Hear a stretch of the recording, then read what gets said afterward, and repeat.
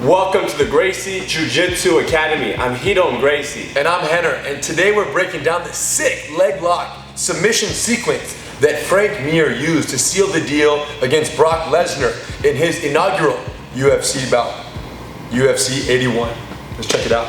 So it ends up happening where Frank is on the bottom of the open guard. We call this stage 4 of the punch block series. He's keeping his feet on the hips to make sure that Brock is far enough away that he can't connect with punches. From here, Frank sees kind of a halt in the action, and he realizes that's his moment to go for it. So he does it. He untangles the foot.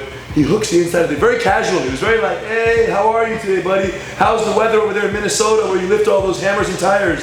Good. And then he curls and he grabs the ankle. And this is where it begins. From the ankle connection, he put his foot down, he pulled his leg in, and he wraps up the leg. Now, Brock is starting to feel the fight. This is Brock's first UFC fight, so he doesn't really know what's happening right now. He doesn't really like this. He knows that his leg's being attacked though. Now, the initial submission that Frank was going for here was the inside knee kick, wrap, and hook the heel hook here.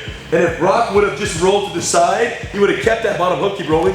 He would have kept the bottom hook, rolled with my hook on his knee. Go with the hook over there. That little hook in the triangle, and now I have a standard heel hook. Boom!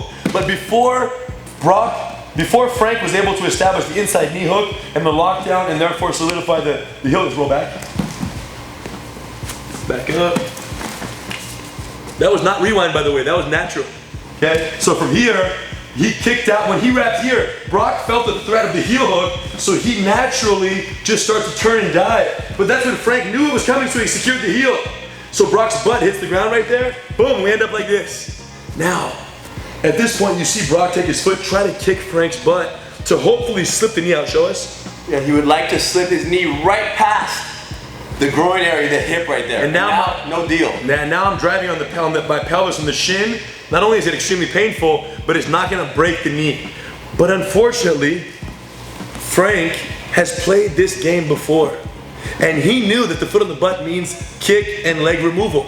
So Frank himself squeezed his thighs here with the death grip on the thighs right here, and this heel was secure, and he wasn't letting go for dear life. And when you feel that squeeze, that alone is like, okay. Yes. You don't want to play with this. Nice. So right here, even though Brock was ready to kick the butt right here, Frank was too tight. You see him arching for dear life, thrusting, and I think being new to the game, the truth is this. Frank would have preferred that the leg rope was way deeper. Come with me. Here, like way in, because then he could have fed to a behind the armpit feed, gotten much more leverage, much more hyperextension. The problem was, it wasn't the case. His hips were pretty well removed. The knee was slipping out a little bit, and the knee was right on the groin. And even though one might think that that's the ideal place for it to be, it's not, because if the knee's on the groin, that means that it's a few inches away from being removed.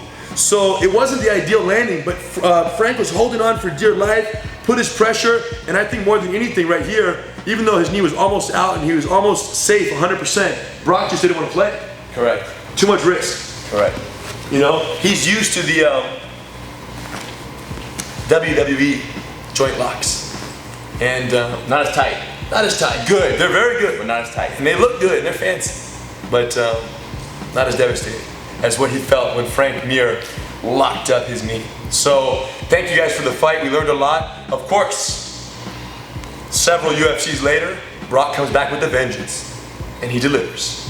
So, he gets his revenge and everyone goes home happy.